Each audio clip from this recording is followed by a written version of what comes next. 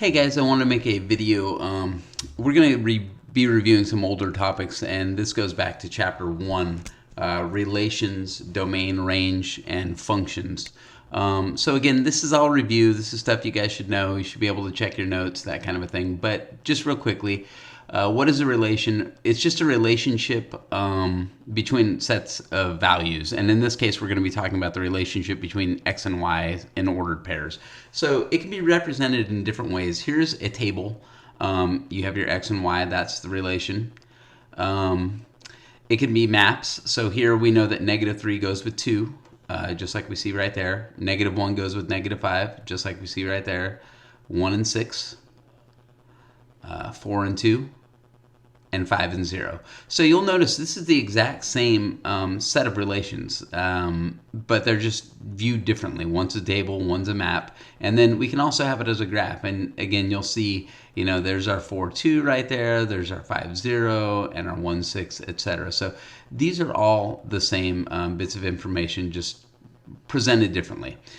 Now, when we talk about domain and range, domain was the input values or the x values. So when we talk about the domain, we're talking about the x-axis.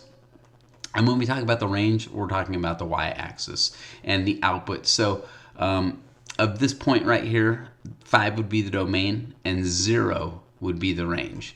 So if we go back up and look at this again, different ways, here's our domain, our x values, and here's our range, our y values.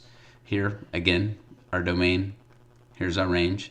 If we look at these, your domain, you're going to, again, go to the x-axis. So here, -3, -1, 1, 4, and 5. You'll see I go straight to the x-axis for domain. And for range, again, I go to the y-axis. 6, 2, 2, 0, and -5. So you get that as your range, no matter how you're looking at it, as a table, a map, or a graph.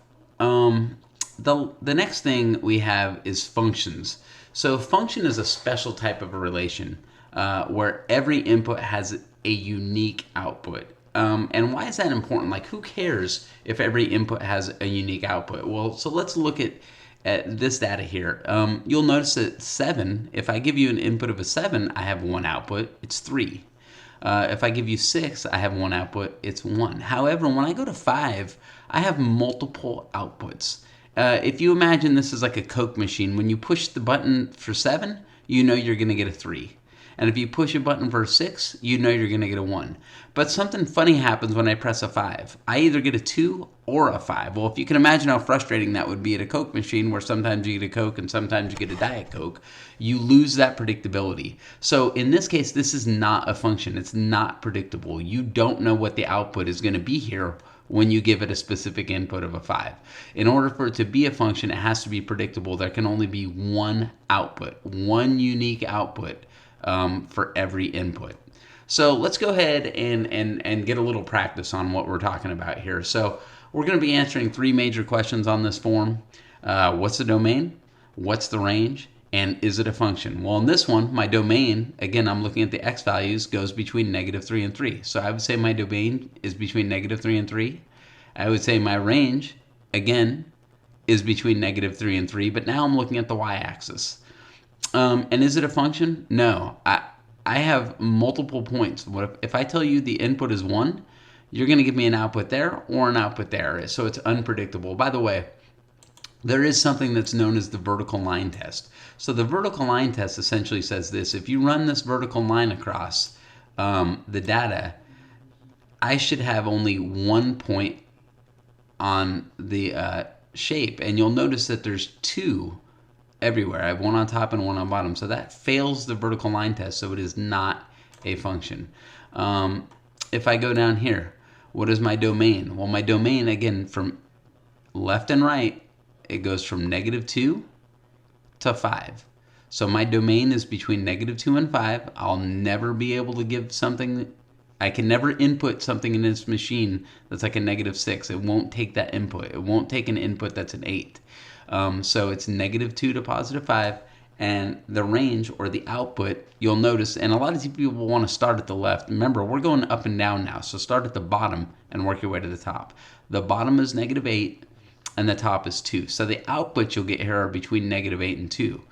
So again, think of this as a Coke machine. What if you wanted a 5 as an output? Well, this wouldn't be the Coke machine for you. It doesn't have that in it, right? You want a Pepsi? Well, you don't go to a Coke machine. And if you want a 5, you don't go to this shape because you can't get a 5 out of it. Is it a function? Well, let's go and run our vertical line test. You'll see that each and every input has exactly one output. If I give it a 5, I know I'm going to get the output at -8. If I give it a 2, I know I'm going to get the output of a -2. If I give it a -2, I know I'm going to get the output of a -4. So yes, this one is indeed a function. What if it looks a little bit differently? What if we have a map here instead? What is the domain? Very easy, 1, 7, and 8. What is the range? Again, very easy, 0, 6, and 9. But is it a function? Well, remember, if I press a 1, I have to know what I'm going to get, and I'm going to get a 9. And if I press a 7, I have to know what I'm going to get, and I'm going to get a 0. And if I press an 8, I'm going to get a 9. Now, the fact that I can get a 9 twice is irrelevant. Remember, we're just saying, what if I press 1? Well, I get only one output. So yes, this is a function. However, if it looked like this, is this not going to let me draw? It might not let me draw on this.